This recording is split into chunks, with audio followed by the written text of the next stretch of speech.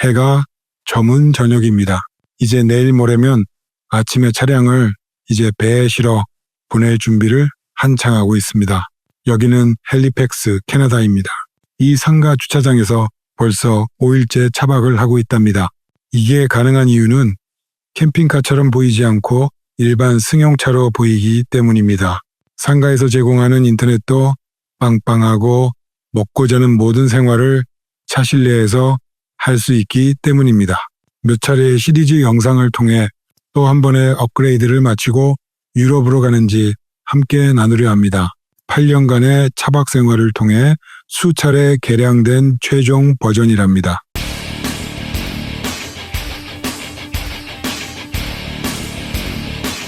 이 여성분의 이름은 뚜벅이 아줌마입니다. 저한테 시집온 지 8년 동안 현재 13만 마일 약 21만 킬로미터를 아무 투정도 없이 북남미 대륙의 여정을 함께 해 주었죠. 가슴 사이즈 3500cc, 근력이 300마력의 아직은 30세의 젊은 아줌마입니다. 보다시피 큰 성형 수술 없이 본래의 예쁜 얼굴을 가지고 있습니다. 하지만 망할 놈의 서방님이 내부를 다 드러내고 자기 취향대로 이 구석 저 구석 정형수술을 많이 했답니다. 뚜벅이는 생활공간이 운전석과 판넬로 완전 분리가 되어 있어 여러 장점이 있습니다. 첫째, 생활공간이 전방 유리창에서 들어오는 열기와 냉기를 상당히 차단하죠. 약 섭씨 20도 정도의 열차단 효과가 있답니다. 두 번째, 한밤중에 실내 불빛이 차 앞에서 보았을 때에도 100% 차단된답니다. 이 암막 커튼은 불빛이 없는 상간에서 와일드 캠핑을 해도 전혀 빛이 새어나가지 않아 안심하고 도해지 어디에서든 주차하고 스텔스 차박을 해왔습니다. 세 번째, 신발을 운전석에 벗고 통로를 통해 실내로 들어온 이후 커튼을 치면 바로 스텔스 모드가 되고 빗물이나 눈 등으로 실내가 더러워지지 않아요. 물론 날씨가 좋은 날에는 옆 출입문으로도 출입을 하죠. 그동안 매트리스를 깔고 그 위에 담요 등을 깔아 잠자리를 구성해 왔습니다. 이번에 매트리스를 철거하고 접으면 편안한 카우치 의자로 펼치면 두툼한 매트리스로 변신하는 접이식 카우치로 바꾸었답니다. 첫째, 책상에서 몇 시간 작업을 해야 하는 저의 허리에 정말 큰 도움이 되고 있습니다. 둘째, 겨울이면 마루장에서 올라오는 냉기가 매트리스로는 부족했죠. 그리고 한여름 뜨겁게 달구어진 마루장으로부터 기존 매트리스는 큰 역할을 하지 못했답니다. 이번 두툼한 카우치 침대는 마루로부터의 냉기를 확실히 분리해 주어 온열 패드나 슬리핑백의 효과를 더 높여 주었답니다. 셋째, 이 3분이면 펼쳐서 잠자리 세팅이 끝나고 길이가 180cm 정도라 누구에게도 적합하죠.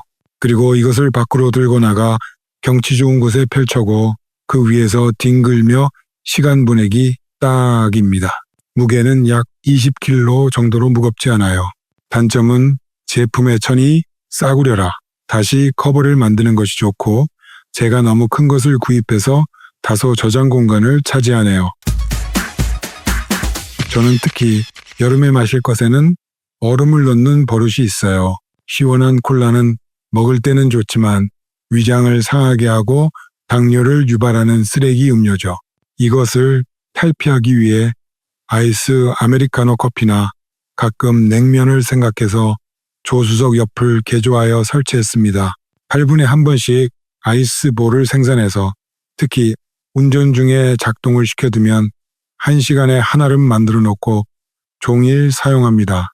물론 불에 데운 커피 원두도 발암 물질이기 때문에 옅은 농도로 절제해서 마시는 것을 추천합니다. 사용 전원은 110V로 인버터에서 공급합니다.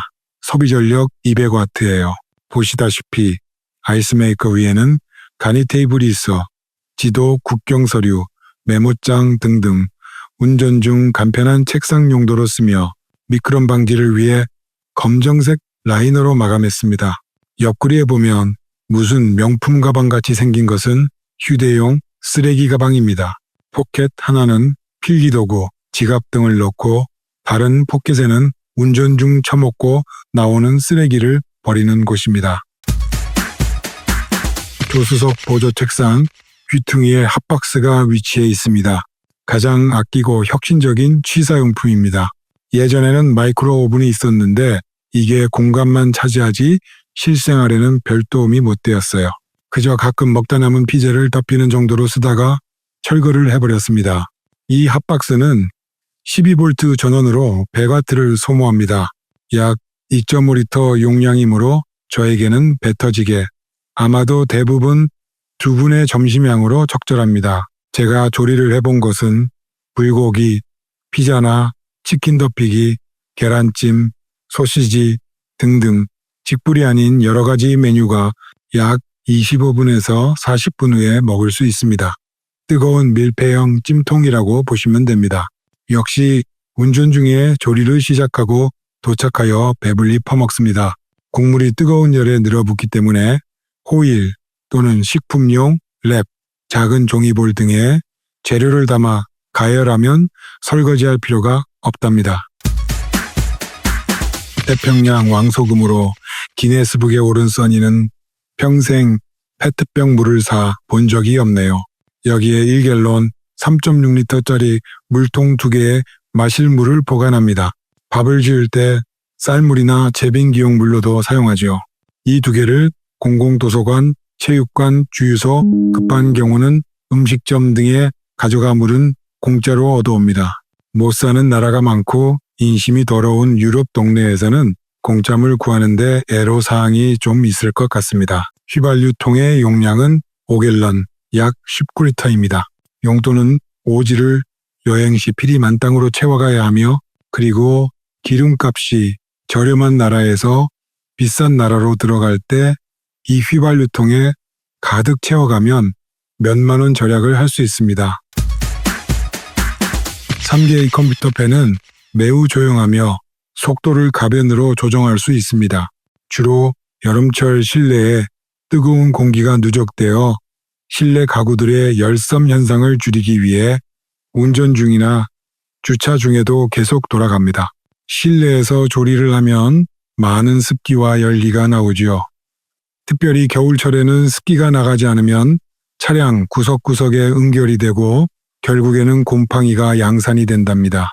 따라서 음식 중에 많은 습기와 열기를 배출시키기 위해 소리는 좀 시끄럽지만 풍량이 많은 브라워를 켜서 빠른 시간 내에 열기와 습기를 배출시켜버립니다. 토출되는 공기가 다시 실내로 유입되지 않고 동시에 창문을 통해서 볼 수 있는 뷰를 확보하기 위해서 창문 안쪽과 책상을 이용하여 투명 아크릴 판넬을 설치하고 이 판넬에 환풍기와 에어컨의 토출구를 설치하였답니다. 그러니까 환풍기나 에어컨을 동작할 때에는 창문을 약 5에서 8cm 정도 내리고 환기 공기를 토출시키게 됩니다. 이 창문이 열린 부분도 가리기 위해서 플라스틱 윈드 리플렉터를 구입 설치하면 될 터인데 아직 마감은 못했답니다. 뜨거운 공기나 음식 냄새, 습한 공기 등을 환기시키는 것은 차박의 질을 높이는 매우 중요한 요소입니다. 하지만 환기구가 차 외부에 노출이 되면 바로 동네 똘마니들이나 경찰들이 쉽게 사람이 차에 있는 것을 의심합니다. 뚜벅이 아줌마는 천장이 열리는 썬루프가 없어 이 환기구를 스텔스화하는 것이 큰 과제였답니다. 해답은 창문을 닫은 상태에서 안쪽에다 환풍기를 설치하고 덤으로 에어컨의 열풍 토출구까지 설치하는 것이었습니다. 무시동 상태에서 양쪽 창문을 열고 닫기 위해 개별 스위치도 준비했습니다. 이 책상용 선풍기는 좌우 회전과 속도 조절이 되고 조용하며 풍량이 상당합니다. 에어컨 바람을 실내 순환시키는 데에도 사용합니다. 이 꼬리문 선풍기는 아주 살짝 열린 꼬리문 틈을 통해 외부에서 신선한 바람을 유입시키고 주로 에어컨을 켜기가 애매한 날 쥐침용 선풍기로도 사용합니다. 뚜벅이 아줌마의 이야기는 이제 시작입니다. 다음 영상에서는 전기 시스템, 샤워와 화장실, 냉장고, 보안장치, 데이터 통신, 그리고 캠핑의 핵심인 난방과 에어컨 시스템까지 모두 공개할게요. 차 안에서 자급자족하며 살아가는 기술, 그리고 진짜 차박의 독립선언을 보여드리겠습니다.